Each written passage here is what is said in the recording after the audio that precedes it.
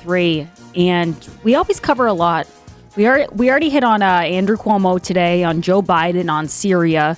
But my next guest, I've been waiting all week for this, and I'm so excited. Dave Rubin, thank you so much for joining me. Grace, it's good to be with you. Now, for people who don't know, I'm sure everyone does, but you can check him out at the Rubin Report podcast. I listen to it a lot. You can also follow him on Twitter at Rubin Report. The first thing I wanted to ask you today, I know that you live in California. There's a lot going on with Gavin Newsom. I know that you recently went out for your second dinner in LA. What's it like there? What's the vibe?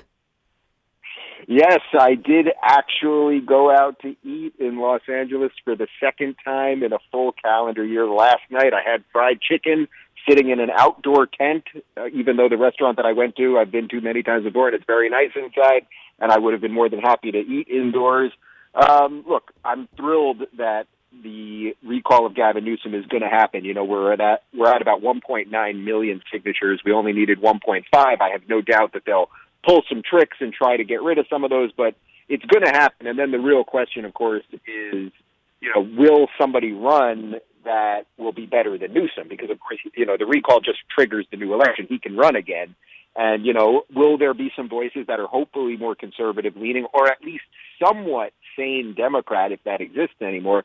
I hope so, because California, you know, when done right, California's a great state. Sure, we've got high taxes, there's no doubt, but, you know, the beaches, the weather, the atmosphere, the just the size of it, Northern Cali, how different that is than SoCal. There's so much goodness here, and if the simple truth is that we're going to have to let this state disappear, then the union that is the United States is in a lot of trouble. You probably also know I've spent a lot of time in Florida lately, and it's pretty spectacular over there, and the taxes are low, and the weather's good too, so you know, I'm sort of up in the air about life at the moment. Yeah, you're like Howie Carr. Every time you go to Florida, you take lots of pics and you get everybody jealous on Twitter. And I'm sure you get enough hate for that. But I agree with you. And my little brother's actually in San Diego, and I went out to visit him a few months ago. And I was thinking the same thing. I'm like, there's a lot of people who hate on California, but when you get out there, it's just a gorgeous place to be. But to your point, Dave, a lot of people, when someone like Gavin Newsom is recalled or when there's an election, people say, well, it's hard to get anybody worse. But nowadays, it's really not. I mean, the extremism on the left never fails to amaze me. No, you know, this is one of the things that I think sort of put me on the map, because I was one of the first people as what I would call an old school liberal, you know, 5 or 6 years ago. I was one of the first people saying, guys, there's something really wrong with this progressive movement that has now burst into complete socialist. And I think you're right. There's sort of like no way of looking at it like, oh, that's as bad as it can get. Like, what is it that these guys could do that we can't imagine? I have no idea. I'm not just worried about the things that I know they can do. I'm worried about the things that I can't imagine they can do. So it's possible that we'll recall Newsom, and then they'll get somebody even more openly socialist or Marxist, and somehow that'll be enough. But my hope is, and if I can read the tea leaves a little bit here, I mean, I've met a lot of people in California in the last year who were not political people. They were just regular people who owned a restaurant or had a small business. You know, they were probably marginal Democrats, because that's sort of the default position of people here, but who now are basically conservatives. Many of them turned into Trump supporters, or if anything, they're just sort of anti-left. And I've been saying for a while, it's sort of like you're either woke or you're conservative at this point. It doesn't mean that you're conservative, meaning you follow every single thing that the Republicans believe. But if you're against wokeism at this point, then you're conservative. And I think that could be the widest tent in the history of politics. And maybe California will start it. Yeah, and maybe the test is you just show them the article about Mr. Potato Head and you see what their reaction is. And if someone's reaction is, that's the litmus test. I'm sorry, this is crazy, then you're like, okay, well, you might not be like a Trump supporter, but you're definitely not insane. And Dave, that kind of brings up my next question. I know you're a former comedian, and I have to ask, do you think that wokeness has kind of killed comedy, or are you still seeing people out there who are making jokes that, you know, make you laugh? Oh, I mean, it's so killed comedy. It's crazy. I mean, look, could you imagine laughing at something that Stephen Colbert said, or something that Jimmy Kimmel said, or even Bill Maher, who I think is at least a somewhat sane liberal at this point? These people, you know, Trump really broke these people in a really crazy way. And it's funny because, you know, I did stand up for 12 years in New York City with the successes and struggles of that, and I worked the road and all that. And then I became I became known because of my political show. But when I do my show now, I try to, it's not even jokes really. I'm just trying to talk about things in a little bit of a lighter way because, if you watch CNN, by the time you're done with that half hour or whatever amount of time you give them, you will be angrier and or dumber. Those are the only two things that can happen to you watching that. And I think, look, you have to be aware of politics because it's a part of all of our lives for sure. But if you can't, if it only makes you endlessly miserable, you're in a lot of trouble. So I try to tell people about the news in a lighter way, in a funnier way. And yeah, like stand-up has just been wrecked. When is the last time you watched a stand-up special that you thought, man, that was great? I mean, Chappelle had a decent special not too long ago, but at the same time was railing on Candace Owens in a pretty graphic and unnecessary way. And it's like, Candace isn't your enemy, Dave. She's defending the freedoms that allow you to do that. It's the other guys that are the enemy. And I think that sort of recalibration for people has been very tough. Right. And Dave, to your point, before the whole shutdown, I did see one comedian, Nate Bargatze, and he was very funny. But the reason he was funny was because he didn't say anything political, like not even semi-political. He just made jokes about life, and it was really refreshing. But I was like, I kept waiting for the moment where he would say, Trump, and I would just have to go, oh, God, here we go again. Dave, I do want to ask you, though, as far as the Biden administration goes, the airstrike in Syria, I mean, the minimum wage looking like it's not going to happen. The stimulus checks also looking like they're going to take a little bit longer. Are you surprised at how quickly people are having buyer's remorse? No, I'm not surprised because first off, if you think Biden is in charge of this thing, I mean, I'd love to sell you a bridge because he's obviously not in charge of this. Everyone knows he has cognitive problems. They're in essence just sort of waiting it out to let Kamala take over, which would be so disturbing because, she was polling at 0% in her own party when she was in the primaries. And the fact that she's going to be the president within these next couple of years, once he's gone, it's like that's pretty disturbing because we had this whole crazy election.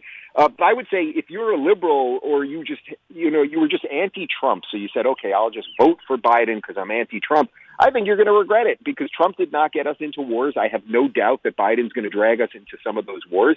Biden's also going to, do all of these ridiculous nominations that are based around equity instead of equality. And equity is a seriously dangerous term, the idea that we would all end up in the same place. And I have no problem, obviously, with gay people or trans people, but to have a transportation secretary in Buttigieg just in essence because he's gay. He was a mayor of South Bend, Indiana. He has no idea about transportation, but he's gay, so he gets that. Or the hearing that I'm sure you saw some of yesterday with Rachel Levine, the trans woman, yes, to be the health secretary. And it's like, well, first off, she's talking about puberty blockers for little children. I mean, this woman should not be confirmed by any stretch, although I have a bad feeling the Republicans are going to cave on it. But, he's just going to bring in all the wrong people. The swamp is coming back. And, look, a strike in Syria, does anyone want that? Who wants that right now? But that's what he's up to. I'm talking to Dave Rubin, and everyone should check him out on Twitter at Rubin Report, and also check out his podcast. He has a lot of interesting conversations with people, and you also just, you answer a lot of questions from your listeners. It's a great program. I want to go back to Kamala Harris here for 1 second, Dave, because I agree with you. I do not think Biden is running this show at all, but it seems like his administration has figured out that Kamala is probably more of a lightweight than he is, because I'm reading reports here that she didn't even know about the strike before it happened and that she's not happy about that. So if they're not telling her about these things, is she really going to be the one who takes over? Yeah, I mean, look, by law, I suppose she'll be the one that takes over. But, it is interesting. It's, look, just the sad, obvious truth, because this is what the left does with identity politics, is she was chosen because of her immutable characteristics, meaning because of her skin color and her gender. That's why they chose her. I mean, if they wanted to choose someone that was qualified, there were, I suppose, they wouldn't have been people I particularly cared about, but they could have chosen some other people if they were going on qualifications. So I think they have a real problem on their hands because Biden clearly is incapacitated at some level, and he didn't even do a State of the Union speech, which I think will be the first time in 87 years a president didn't do it in their first few months. And at the same time, it's like, do we really trust this lady to be making all the decisions? So I don't know who the real power people are, who's really pulling the levers, who's really making these decisions. But I think they may end up with some level of buyer's remorse, because I think Biden's going to break down earlier than they thought. And then it's like, well, then what is Kamala? Like, what is she? She's not progressive enough for the progressives. She's too authoritarian for the liberals. It's like, well, then what do you got there? I don't know. And I guess my last question for you, Dave, because I do follow you on Twitter. I see a lot of your stuff. I know that when you're in Florida, you do enjoy the not lockdown life.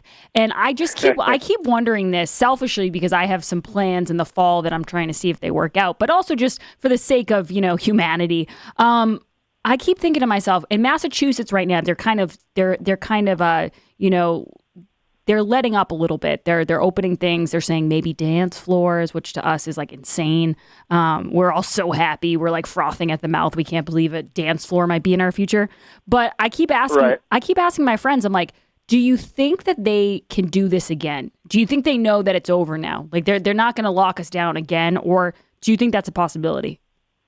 Oh, I do think it's a possibility. I think at this point, whatever has happened in this last year had so little to do with science and so much more to do with, can we control people and what will people put up with? And I think most of us have shown ourselves to be absolute sheep. And I could see a 3-year situation from now where they're saying that we have to lock down because of the climate, or they'll say that there's super COVID or some other thing. I mean, we have all behaved like sheep. I'm standing in my backyard in LA right now. It is 80 and sunny, not a cloud in the sky, no humidity. It is absolutely perfect. And I can't walk into Starbucks right now. It makes absolutely no sense. But they push the people and they push the people, and the people just were willing to get pushed. So yes, there was some pushback in places like Florida. But, even in Florida at this point, you're still supposed to wear a mask when you're at the supermarket or anywhere else. I would say at this point, you lift all restrictions, and if you personally want to wear a mask, then you should personally wear the mask. But the idea that we're doing all of these half measures and there's no science behind any of it, and the people in power have seen, oh boy, we can shut down all sorts of businesses and get people not to go to work and keep them trapped in their houses and all this stuff. Like, there's a certain amount of people that enjoy that power. It's something very twisted and sick, but I think that there's a lot of people that like it. No, I would agree with you. I think someone put it really well. They said a lot of us are having the worst year. We had the worst year of our lives, but for a lot of these people, like the Faucis, this has been a banner year for them. They're getting awards and magazine covers. It's pretty crazy. Dave Rubin, thank you so much for joining the Grace Curley Show. I do hope to have you back on again soon. Grace, it was my pleasure. All right, guys, make sure you check out all of Dave's stuff at the Rubin Report. It's a great podcast. It's really fun to listen to. Who says there's no such thing as a free lunch? I got 2 VIPs in here who would beg to differ. They just had a delicious free lunch. Okay, I'm talking the most delicious chips you've ever had in your life. I'm addicted to them. They're so good. Pizza, arancini balls. Jared, you look like you're ready to jump in. The farmhouse pizza with the balsamic barbecue sauce, the leeks, the chicken, the bacon, the honey mustard. It made my Friday. They always make our Friday. They're so good. And Marcy came in and, and Anthony, and they just bring the best stuff. And they have tons of great specials. And that's what I want people to keep in mind. Because you want to go out now, you want to support restaurants. They have 4 locations, Marlboro, Maynard, Rentham, and Westford. And every day they have different daily promotions, including Monday through Friday. So today's Friday. They have Appy Hour from 2 to 5. And each appetizer, whether it's cheesy garlic bread or wings or chips and dip, $6 each. You can't beat these deals, and they're just great people. They make awesome food. Everyone should check them out. If you have a picky eater in the family, they can find something. There's seafood, there's pasta, everything. Go to gracecurleyshow.com to enter to win the Aviva VIP lunch. That's gracecurleyshow.com. Just enter your email and you're in the contest. It's that easy. And make sure you check out Aviva. You guys will not be disappointed. They're the absolute best. We'll be back on the other side with a Grace's Goodies, so stay by the phone and don't go anywhere. This is the Grace Curley Show. You're listening to the Grace Curley Show. You guys have heard me talk about Super Beets for a while,